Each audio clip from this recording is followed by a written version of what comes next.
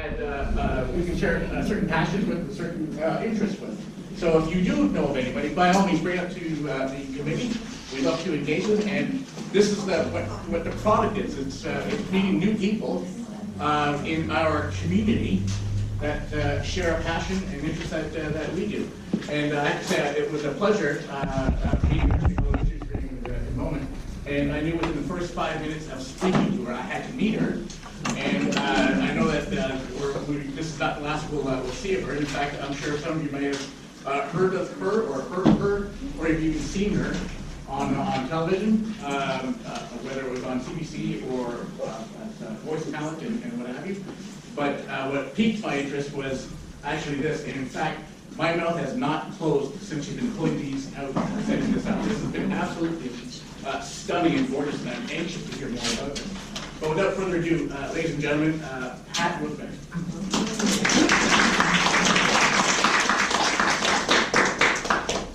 I have crib notes because when your collection is over 300, there's a lot of stuff to remember. Now, this is not even 10% of my collection. I call it the Rosebank Collection of Tiara Replicas.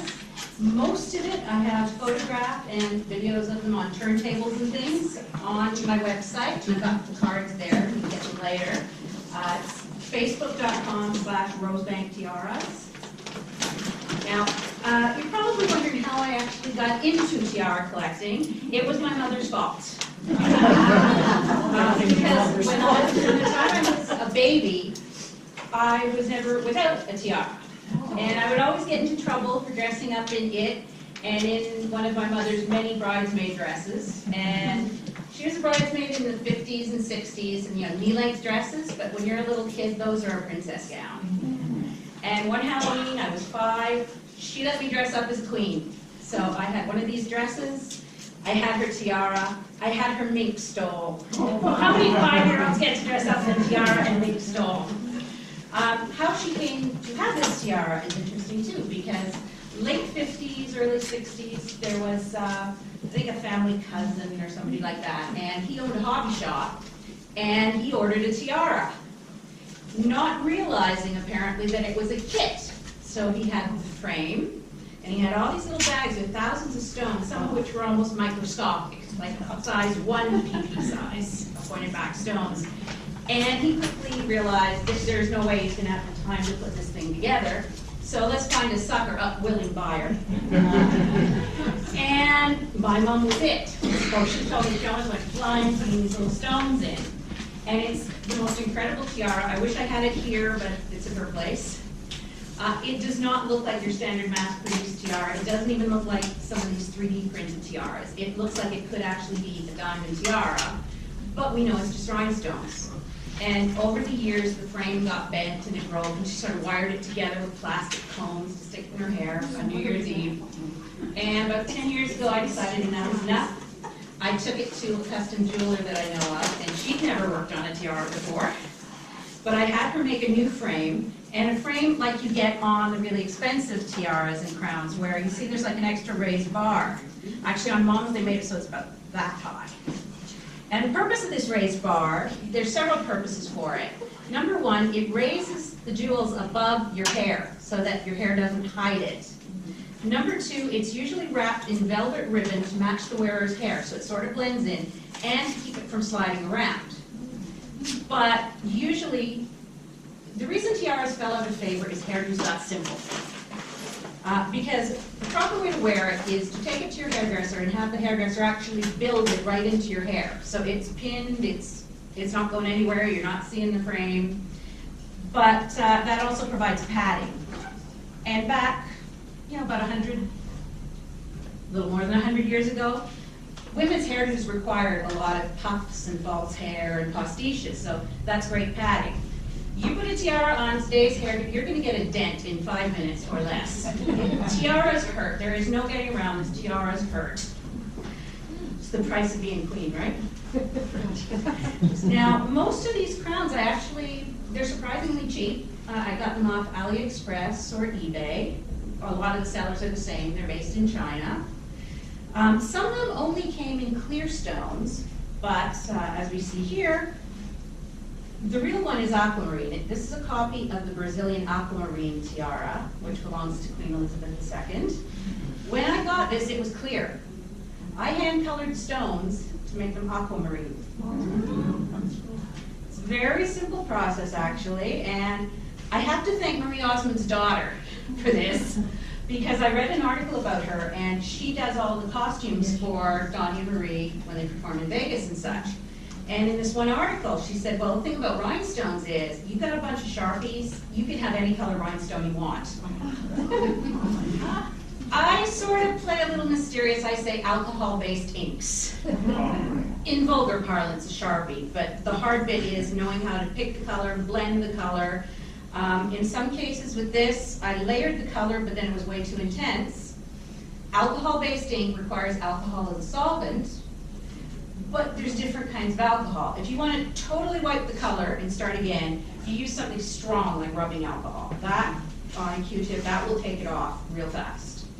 If you just want a bit to sort of take off layers and blend, cheap vodka. Cheap vodka is a miracle substance. It is also useful in wardrobe. And I learned this from a wardrobe mistress who had studied at Stratford. Don't use Febreze because that's chemicals and smell and it can melt certain beads and sequins. Spray it with cheap vodka. This wardrobe mistress, like every couple of weeks, she'd go to the liquor store and buy this huge jug of the cheapest vodka she could find and lug it to the theater. And I worked on Amadeus about 20 years ago at Canadian State, assistant wardrobe, and I was the one who got to spritz these, so I'm walking around in an alcohol fog. People were wondering if I had a problem. And the wardrobe mistress laughed her head off when they asked about it. She said, she's teetotal, which I am. Now let me tell you about these crowns. As I said, most are cheap and cheerful from China. A very few are made by the Bespoke Atelier in London, England, that makes the replicas for the series The Crown and for the later series of Victoria. Never mind the first series, they just grabbed whatever cheap tiara they could find, like 20 bucks or less on eBay, plunk it on people's heads. They took a lot of flack too because they had the Garter Star. There's a picture of the star playing Queen Victoria. She's got the star plastered right between her boobs on the sash. This is not what protocol calls for. They took a lot of heat, so now they do it right. They get tiaras from the Bespoke Atelier. They do their research. They do it right. So this is probably the most famous crown because the Queen's worn it on a lot of money and things like that. It is the George IV diadem. King George IV had it made for his coronation in, I'm bad with dates, 1820. But the problem was, as he was wearing it, he was wearing all this other headgear, so it kind of got lost. But Queen Victoria loved it because it was pretty lightweight. So she wore it on the first penny stamps. So she wore it on money. Yeah, it's...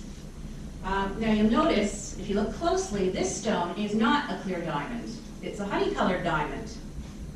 There's just one. Traditionally, it's actually worn at the back. Take this out. Flowers and crowns do not mix. This goes on like that. It sort of digs into your head and is rather heavy. But she'd wear it at the back. So I hand-colored the honey-colored diamond on this, or rhinestone. Why in the back? It's just because of what they do. I don't know, but that's how it's worn. Maybe they don't want it to take focus or something, or make sure they put it on the right way around. There's like the label in the back. Now, this was from the atelier. They're called Juliet Designs. They are online. They've got two websites, royalexhibitions.co.uk and stagejewelry.com. And it's all bespoke, so this is using proper jewelry techniques. They don't do 3D printing. They have to actually solder and weld. And I happened to visit their atelier in 2012, dropped by there, and I met Marjorie Reynolds, who is now the top impersonator of Queen Elizabeth II. And she was picking up her George IV diadem. So I have a picture of her posing nicely in her pearls. And when I got this, they had actually thoughtfully put some nice padding inside it, which made it too small for my big head. So yeah, to make it fit, I endure it. Now, the other one from their atelier is this one. This is a replica of the Dutch Sapphire tiara, worn now by Queen Maxima. Now, this is the more complex design. It can be worn multiple ways. The real one can, at least. This is the fanciest. There's another design where you sort of take that off, and it's a lower single stone here. Looks more like a kokoshnik. It can be all taken apart so you don't have any sapphires in it. It was a very, very versatile piece. It dates from 1881, and for many, many years, people said, oh, it's by the firm of Valerio Ditzmeller, which is in Paris. However, fairly recently, a researcher went researching through old newspapers and such, and he found an actual newspaper article and a picture of it, and it said who made it. It was a Dutch jeweler. The Dutch jeweler was Van der Stichel. Now, in 1928, it was modified somewhat. Now, the other main difference between this, apart from not being able to take it apart, is none of the stones are set en tremblant. Now, you may have seen in jewelry stores, sometimes you walk by the case and just the little jewel within the necklace or something, it just sort of seems to vibrate a little. That is en tremblant. It's set on tiny little springs or wires, so the tiniest breath of breeze or vibration in the floor, and that thing is just gonna, it's beautiful to see. But that would probably triple the cost of this to do it. So, yeah, I didn't ask for them to do that, but this gets worn like so. The things you put on a tiara, your head has to stay up, because if you look down, it's going right off. You just sort of stand differently, you move differently. Yeah. And it's digging into my head right now as we speak. Oh, it is, yeah. And this one actually has the velvety ribbon too to keep it in place, but yeah, it's painful. Now, there is another Dutch tiara here. It's actually part of a parure. And if you've ever heard the term parure, P-A-R-U-R-E, it means a set of jewelry that includes a tiara. So you have maybe necklace, tiara, earrings, tiara. If it doesn't have a tiara, it's a demi-parure. So this was part of a parure. There's like a necklace, a brooch, bracelet. There is even a matching piece for your fan, which, needless to say, does not get used much now. This was a cheap and cheerful from China. The stones were kind of day glow pink, which didn't look real. Color mixing comes in, and I used sort of like a deep brownish, a warm brownish color on it. Now it looks like real rubies. It's surprisingly modern. It's from the 1880s. To be precise, it is from 1889. And this was made by Valerio Ditzmeller in Paris. And Maxima does wear this one. She has another one, which is actually more like a peacock spray to it. So she's got multiple ruby tiaras. But she doesn't have as many tiaras as I do. That's not. Now, there's another tiara, and this is probably the one you think of when you think of a tiara. This is a replica of the Girls of Great Britain and Ireland tiara. And this is one that the Queen, it's pretty much the only one that the Queen wears now. Because it's surprisingly lightweight. Well, this one isn't because it's base metal, 3D printed, but the real one is apparently surprisingly lightweight. Now, this was originally made for Queen Mary. Kind of sad, because she was engaged to be married to one prince who was the heir to the throne, and his middle name was Victor, like my brother there. And his name was Albert Victor, and just a couple of months after they announced their engagement, he got the flu and died. So anyone who thinks the flu isn't serious, it can be. Even now it can be. So what to do? Well, she'll marry the next heir. So she married his brother. It worked out. And it's called the Girls of Great Britain and Ireland because a whole bunch of girls of Great Britain and Ireland each gave a penny, a little bit of money there, and they earned enough money not only to have Gara make this beautiful tiara, but there was enough left over to fund a special fund for the families of the sailors who were killed in a shipwreck about that time. It was Mary who said, I want that money going to that. So there was an element of charity in it too. Now, usually Queen Mary would wear it complete like this with the bandeau, but Mary was a magpie. She was always having jewelry redesigned. She just loved jewelry. I love this lady. But when the crown was made, actually, it was fantastically versatile because you could take it off the frame and wear it as a necklace. A lot of really good tiaras can be taken off and worn as necklaces. And she had the bandeau taken off it, so it could be worn separately. It also had a frame where you could wear it like a coronet, a full round crown on top. So she loved this crown, she wore this crown a lot. And then when she died, it went to our current queen, minus the bandeau, which was stored separately. And the queen to this day calls it Granny's tiara. But she wore it as a young queen without the bandeau. And then I guess someone figured out, hey, wait a minute, look at these old pictures, the tiara has more to it. And it was the late 1960s when they reunited the bandeau with the rest of it. And as the queen put it, well, Granny must have known that I was just a young queen and it wasn't really right for just such a young queen to wear this big fancy crown. So that's why I didn't find the bandeau until much later. Where was the bandeau? It was part of the jewelry collection, but it was just separate. Yeah, and this crown, this is one of my structural alterations. Because when I got it, it was a full round crown and kind of small. I have a Dremel. And with eye protection, next time I will wear face protection because there were sparks flying everywhere. Cut it open, and over my thigh, and this is one time when it's great to have chubby thighs, carefully bent it until we have this. And this is the one that you think of when you think of a tiara. And it's 3D printed and then customized it. It's remarkable. Does that one hurt? Yes, it does. They all hurt. They all hurt. This is another one, 3D printed from China, and I had to cut it open and bend it and customize it. This is Queen Alexandra's kokoshnik. So the order of the queens, you had Alexandra, Mary, Queen Mother, who was the consort, that was Elizabeth, and her daughter is our current queen. So this one dates from 1888. It was made by Garrard, which is pretty much the jewelry form of the royal family. And this was, again, the result of a fundraising campaign, Ladies of the Realm. And they raised all the money. There were 365 peeresses, so they all gave this money. And it was a wedding gift for Alexandra.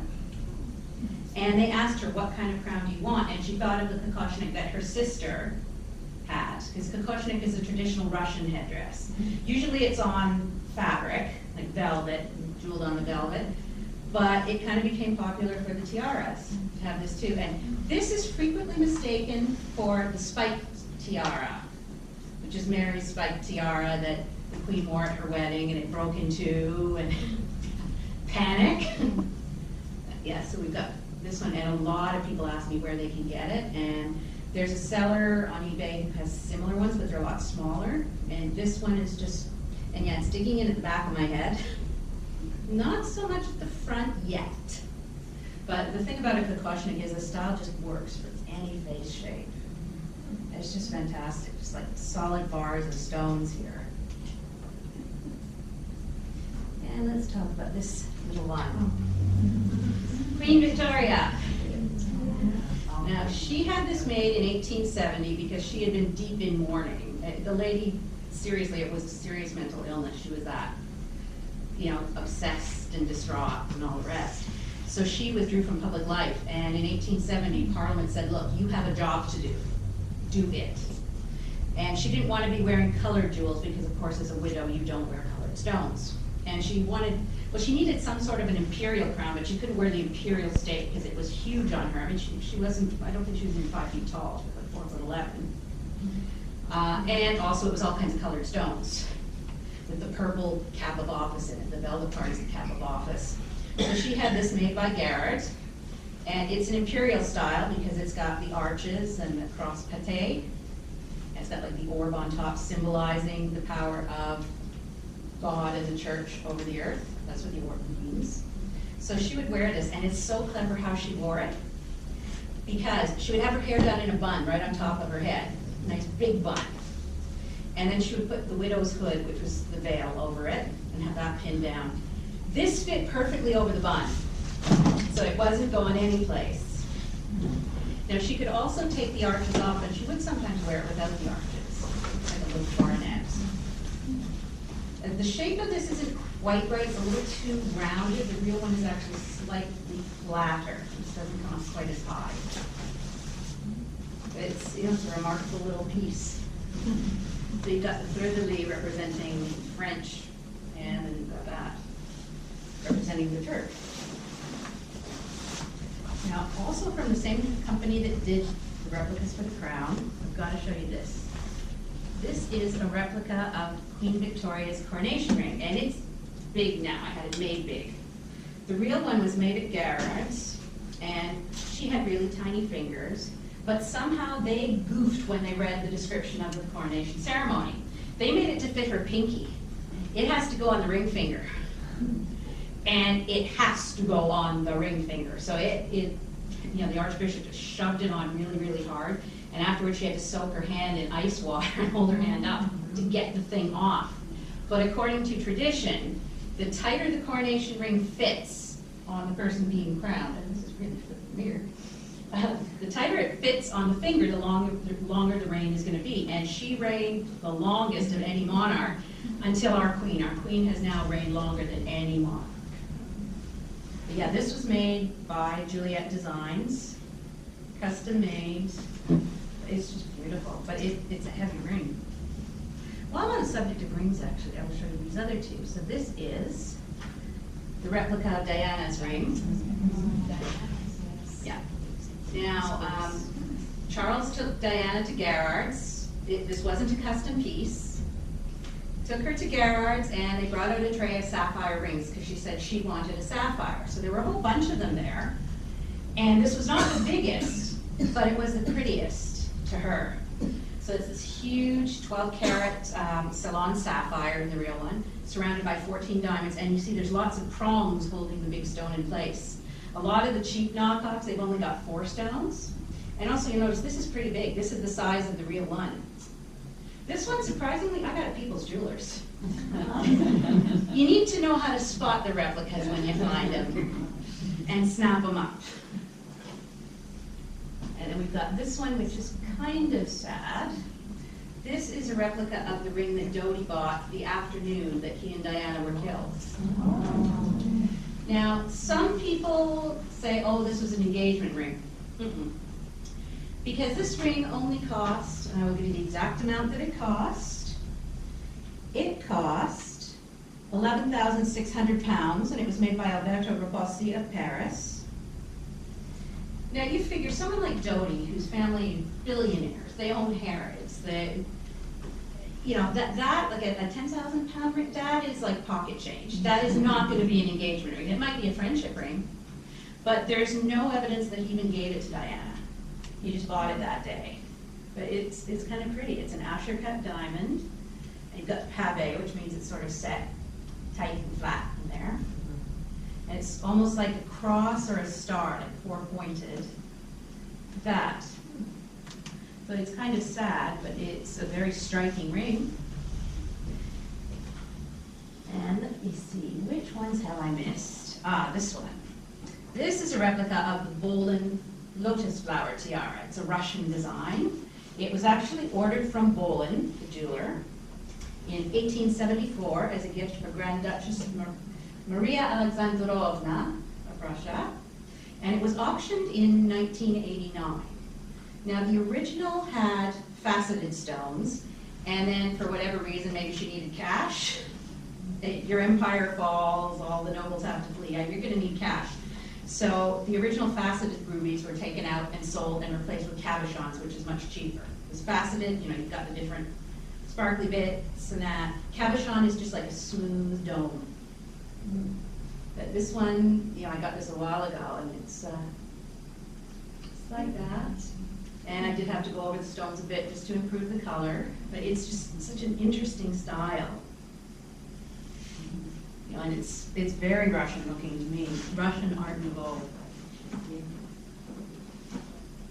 Stay. This is a Japanese tiara, a replica of Japanese tiaras. The Japanese honeysuckle, made in 1928 for Empress Chichibun, and it is now owned by Empress Michiko. And she's kind of given up wearing tiaras altogether. But the last couple of years, she would wear this one just because it was so lightweight. It's a beautiful little design. It's almost like scrolling ribbons. I don't really see honeysuckle when I look at it, but it's called the Honeysuckle Tiara, so we'll go with that. And again, this was cheap and cheerful, 3D printed from China. It's just such an interesting design, and you can see, you notice this stone looks a little bit purplish instead of clear. That's a cubic zirconia. The rest is rhinestone. Cubic zirconias will look a little more purplish, the clear ones. This one again, this is the Brazilian Aquamarine. It's, I think, maybe about 3/4 or so of the size of the real one. And it was sort of made piecework. The queen was given an emerald or aquamarine necklace from Brazil and earrings, and then over time they would give her more jewels. And eventually she had enough that she had a sort of a simpler tiara made without the fancy motifs. And then a few years later, do I have the exact date here? Yes, so the original was from Garrett in 1957. In 1971, she had it modified to make it fancier with these scroll work pieces, because the original just had the simple little bits. And this was the large motif from the necklace. This isn't even as big as it was. Like the real one is about that big. So she had it taken off the necklace, a smaller motif put on the necklace, and then put on this. And this is one that I had to completely hand color, as I told you. It's just such a sweet little thing. And aquas are unusual stones, too.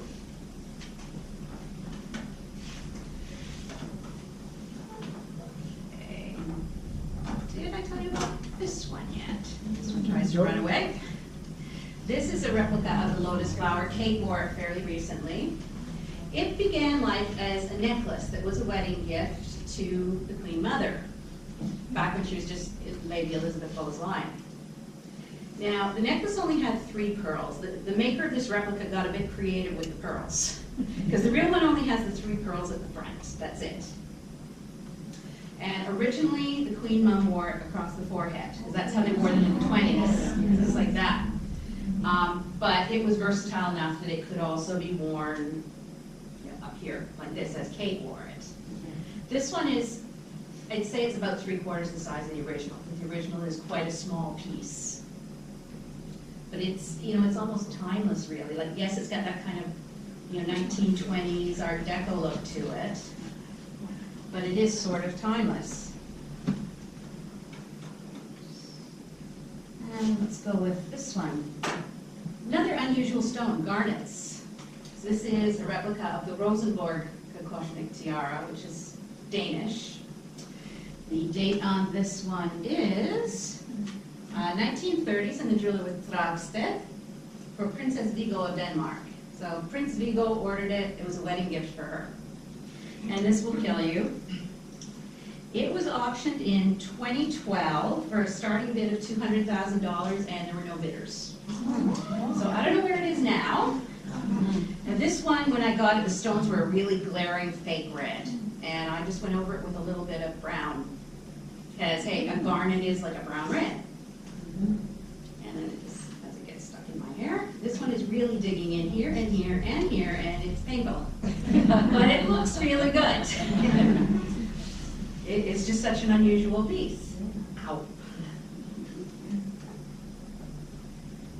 And just to show you how fast these copycats work now. This came out about a month and a half after Megan's wedding. Now, seeing her wearing it, I thought this front motif looks like an eye. So maybe it's looking towards the future. Although I have read in a ultra-reliable and trustworthy paper, the British Sun, the one with the half-naked woman on page 3, yeah, that one, so reliable, right? Apparently, Meghan, they're trying to make Meghan out to be a complete villainess, etc. So, according to this oh-so-reliable source, she went to the Queen to pick out a tiara, and she said she wanted the one with emeralds. And the queen said, no, you're gonna take what you're given. I'm giving you this. And then the one with emeralds, of course, is the one that Eugenie wore. So I kind of think blood relatives sort of outranks American actors coming in. That is if the story is true. And we don't know because, frankly, the source is not all that reliable.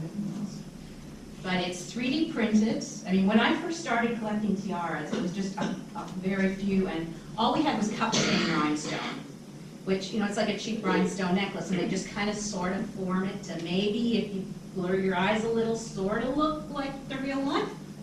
But now it's 3D printed. They can print it with metal alloys.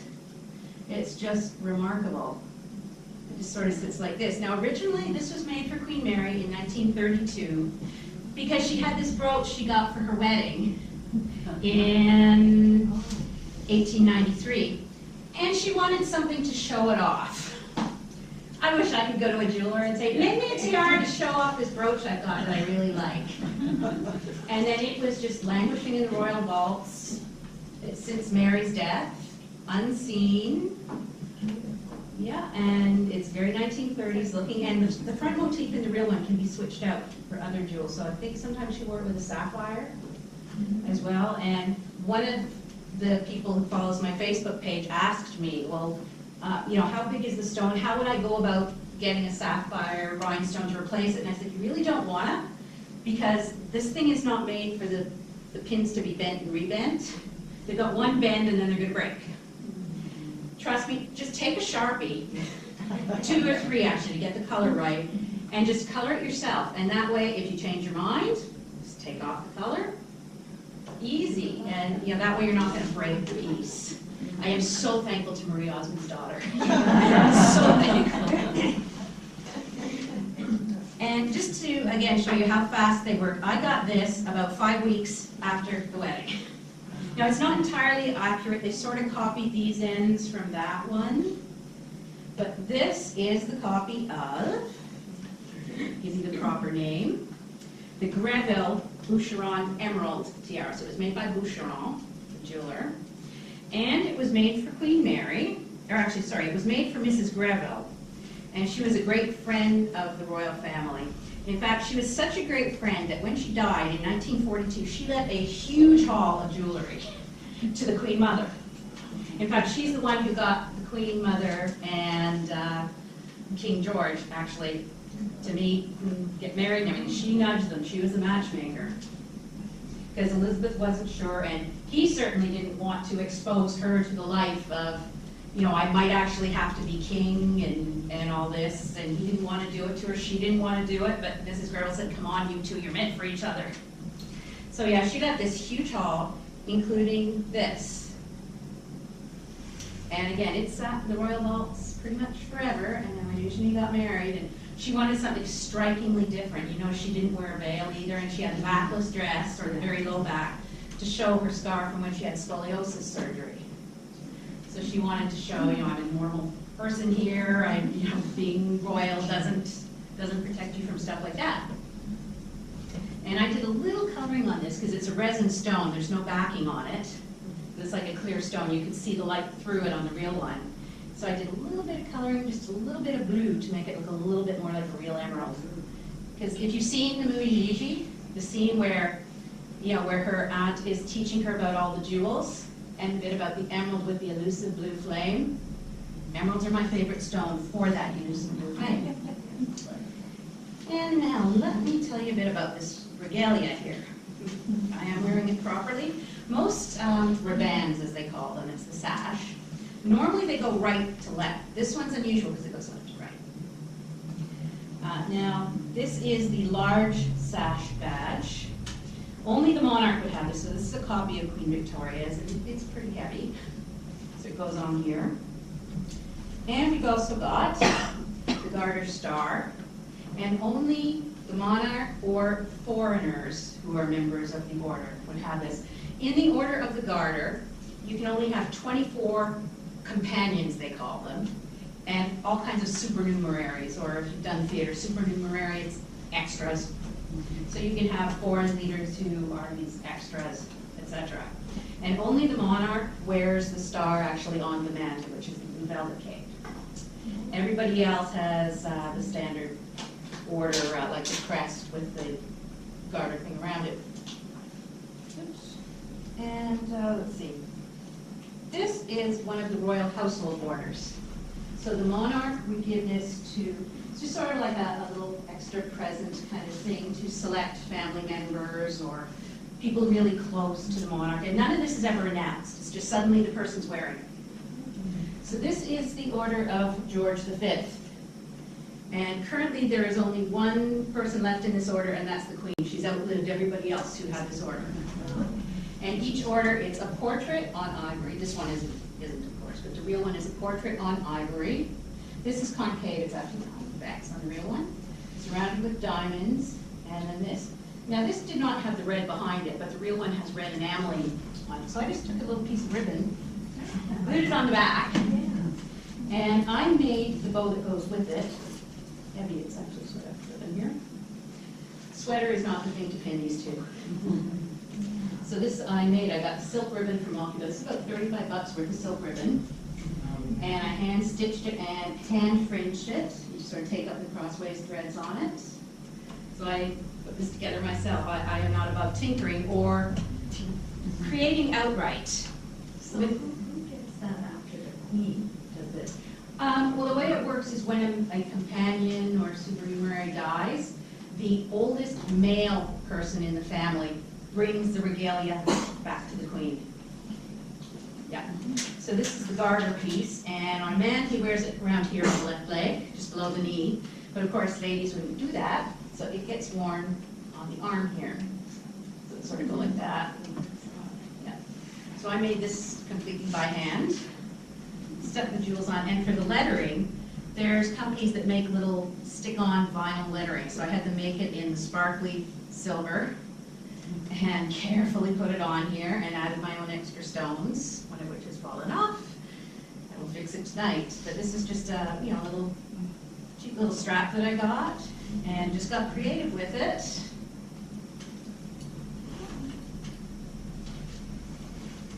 Yep, so this is the band, the star, and the necklace.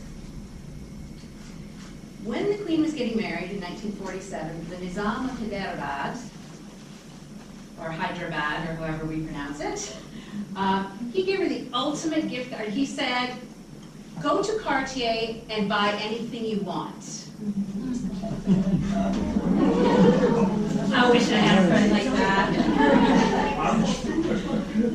The Nizam of Hyderabad, or Hyderabad. So it's like a, like a Indian ruler. So very, very wealthy to be able to say, go to Cartier, buy what you want. So she chose a necklace and a tiara. The tiara no longer exists. She, in 1973, had it taken apart and got some I just blanked, Burmese rubies. And she had the modern Burmese ruby tiara with modern roses. It's a tiara, it's ugly. She did not inherit her grandmother's eye for designing jewelry. She just didn't. So that, the diamonds from the tiara were used for that, which is kind of sad. But she kept the necklace. Now this replica came out, again, copycats, after Kate wore the piece. But when they made it, they just had pearls for the strands. So I bought a cubic zirconia necklace, took it apart, got my jewelry tools, and put this on it instead. So it kind of goes sort of like that. My bits aren't stand. See, if I was smart, I would have thought, I'm going to be pinning these on. I'm going to wear something heavy underneath to pin it to. Because Queen Alexandra and Queen Mary, they would dress for dinner every night.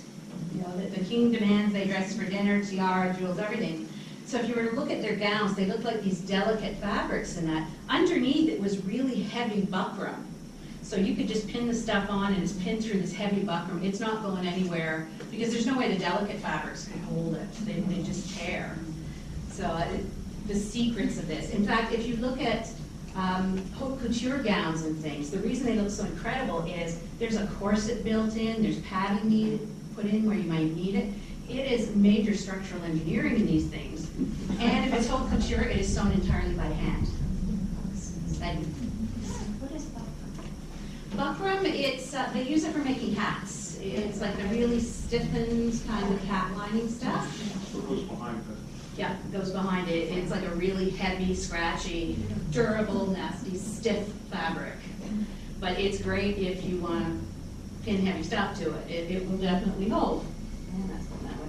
So the way these things would be worn, and sometimes you see ladies and they're festooned with a whole bunch of them, so you sort of wear it around here on the shoulder.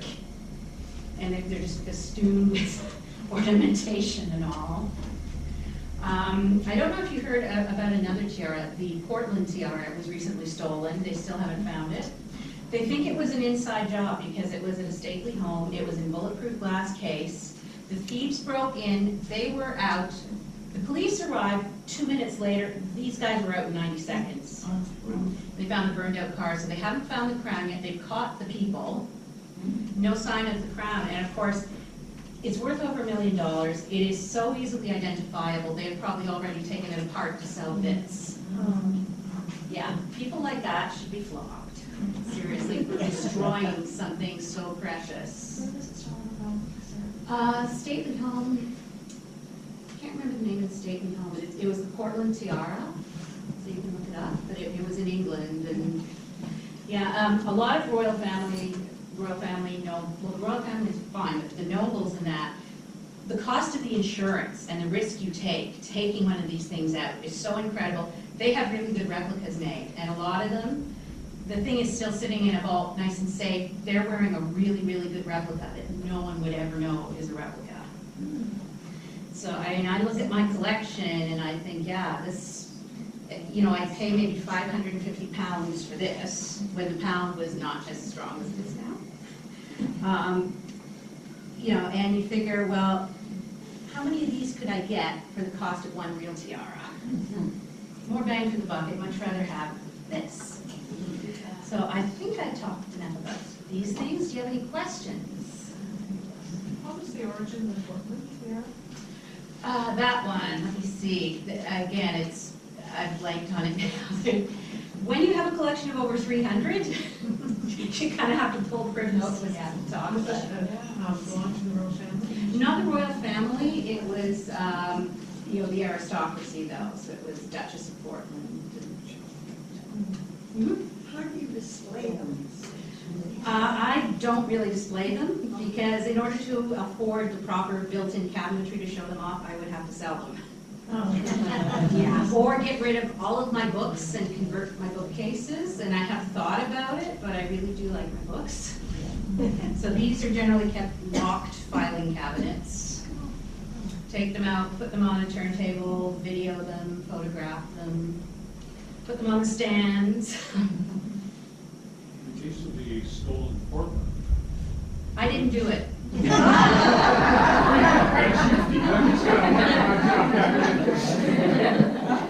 I just wanted it out there, but would it not negate the value of it if you took it apart? Yes, absolutely. Yeah. Maybe that- it would become maybe a couple $100,000. because it has Yeah, no but workmanship. they're thieves. They're thieves. All they care about is you just want to fence it as soon as you get it. A few months before that, there was a case of some historical jewels, and they were on display in a church, bulletproof case and all that, and a couple of thieves went in, stole these. They date back, you know, to about the 1500s or something. I think it was in Sweden. And they took off in a motorboat. Haven't been found. Wow. Mhm. Do you ever rent those out for use in? I've toyed with the idea. I'd have to get extra insurance on it and that. And, you know, some of these cheaper ones, yeah, like a stone will fall out if you sort of touch it funny. So I would definitely have to go along with it and be there with my specialty glues and things. And I will fix it. Some of these, again, just, you know, the insurance value on this one is a fair bit. But I have definitely thought about that for film productions, stage productions and that. Yes? Have they not thought of a way to make them more comfortable? I mean, We would have to go back to the hairdos where it's all back combed and you've got puffs of false hair in there, and then your hairdresser would actually build it around there. And if you look at Queen Maxima, you know, she's got kind of puffs of hair around it. It's built in, you know, to sort of cushion it. She's probably got some kind of cushioning in the velvet ribbon too. It's, that's really the simplified short hairdos, that's what killed it. And maybe, I mean, my theory is they wear it like a bandeau because that way you've sort of got the pressure around your whole head instead of just here. But that's just my theory on why they changed it that way, but it does kind of cut your head right off. But it was a kind of a fashion with many things. You have those bandanas, Yes. like a Yeah, the bandeau was just a 20s thing. 20s silk one or beaded one, and everything was kind of a cut. So maybe that Oh, was yeah. a style. Oh, it was definitely style, because among the other things I collect, vintage hairdressers, trade magazines, so you can see from the 20s, the products they had at their disposal. I even have one from, I think it was 1912, and really all they had was pastiches, they called them, so you'd have the falls and the braids and things like that. For nail care, you just have buffing powder, and that was it. You didn't have perms yet.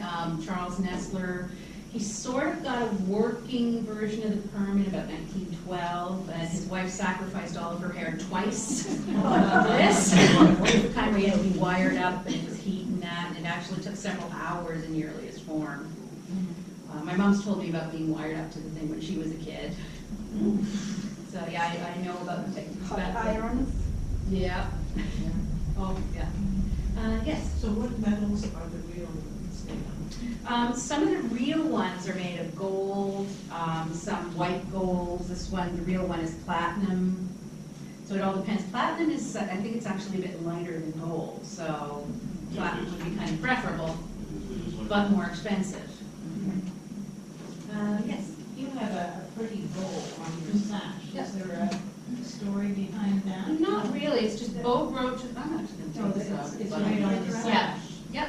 Bow brooches have always been pretty popular. This one I just got at People's Jewelers because I liked it.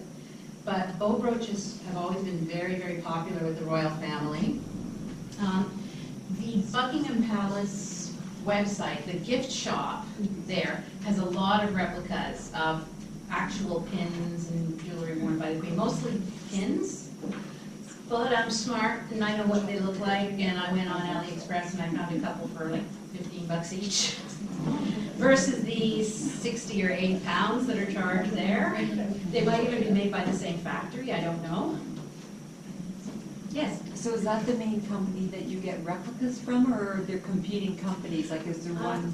Well, AliExpress, where I get a lot of them, often the same sellers. They're based in China, where the factories are. Sometimes you'll have the same seller on AliExpress and eBay. They're both like a marketplace, so there's all kinds of sellers there. So I get a lot of the cheaper ones there, but the ones that I got from Juliet Designs, they're this little atelier in Islington in London. So those ones are real special. But yeah, as long as you know what the thing actually looks like. And I do have people contacting me saying, well, first they'll say, how much is this? And I have to say, well, I'm a collector, not a seller. But here's a place where you can get it. So I do a lot of referring. And just in the last couple of weeks, I've referred 3 people to Juliet Designs because they were really serious. One really wanted the Maxima Sapphire. I'm thinking about it, yeah. Are there many other collectors of tiaras? Do you know? Not really. They're really hard to find. There are a lot of sites with information on tiaras, but people who run them aren't really collectors because it's really a niche kind of a hobby. So it's interesting, since I set up my Facebook page about the tiaras, I've had people contact me, and the first one was a young fellow in South Africa. So I've had people contacting me from around the world asking about these things, and just referring them and giving them advice, information. Did Diana get her crown from the Queen or her own? No, that was her own family's crown. It was made up of elements, like the center bit was a brooch that is said to date from the 1700s. So it was all these different pieces put together, but that's a Spencer family tiara. Quite often, if a woman is marrying into the royal family, the Queen will lend her a crown as the something borrowed. But in the case of Fergie, Sarah Ferguson, the Queen actually bought her a crown outright. So I'm not sure what that says, but she bought her a new crown outright. Yes? How many do you have? I think I haven't 16. Well, there's a couple of duplicates, because I might have got one and then subsequently a better one came out. What would you consider to be your champion of the bunch, the best? Probably Girls of Great Britain and Ireland, and George IV diadem, and Maximus, just because this one is so stunning, and that one. Yeah. Yes? How did they take the tiaras apart? Like you said that it could make them versatile. Like, how did that work? Well, it has to be made that way first. So you'd have the frame and all the little elements, and there's like tiny screws and a screwdriver with it. So, you know, you'd usually take it to your jeweler to do this, but you unscrew the little screws, and you know, so some of these could be taken apart. No, you've got a bracelet, you've got a brooch, you've got earrings. It really makes a lot of sense. And if I did know more about jewelry making, I would love to make a frame that's quite versatile, and I'm not sure if you know, what you would use to actually hook the thing onto it, but there's so many necklaces I see that would be great as tiaras, so if you had a universal frame that you could somehow hook them onto, even if you have to take black, strong thread and do it, because I did do that once. I got a metal hairband thing, this really interesting looking necklace from the day. I can't do jewelry welding, but I've got strong black thread. Just put it on there and it works. But for example, if you take necklaces and redesign them to the tiara, how do they stand? They have to have some spikes in the back or Well, the something. tiara, the frame would have to actually be, you know, like that raised bar at the bottom, going across like that, and then Some yeah, spikes or something. I don't know if you would maybe super glue like a strong magnet to it or something, or you get teeny tiny little magnets now, like so small you could accidentally swallow one into Because yourself. the necklace meant to hang, so it's different Yeah, way because of it's building. definitely got to be on a frame that will sort of hold it firmly, which is why if you get something that's made that way, you have to have the little screwdriver and the little bits. Do you also collect vintage ones at all? Like, as in like from 20s or 30s? I've got a completely different couple. piece? Yeah, it's just that they're so very expensive. Like, I mean hugely expensive, and you know, some of these replicas, they're under $50. I've even got a few that were under $20, believe it or not. So it's, you know, you just need the eye for it, and you need to think, okay, where did I see that one before? And you do your research, and you need to recognize it when you see it. But I have yet to see any tiara that looks like my mom's. It's got elements of the emerald tiara that Prince Albert designed for Queen Victoria, because he designed a lot of her jewelry. That would be a nice guy to be married to.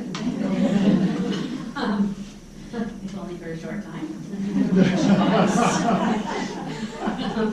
Just before we wrap up here, then, I just want to call this a point about the Portland tiara. Yes. So it's part of the Welbeck estate, Yes. and it was worn by the Duchess of Portland to Edward VII's coronation in 1902. Yeah. Now, I never would have expected I would have been researching tiaras. What I do want to do is I want to thank you so much for joining us and sharing with us. And quite frankly, while I was kidding about the research, it's the fact The that... internet knows everything. But it's what we've learned here today. The names, you were throwing out names I'd never heard of before. So we're walking away today, learning that much more about whether it's collecting or even the royal family. And I love the attention to detail that you have had. You are clearly passionate about this. And it's such an honor for us to have you. Well, it's sparkly.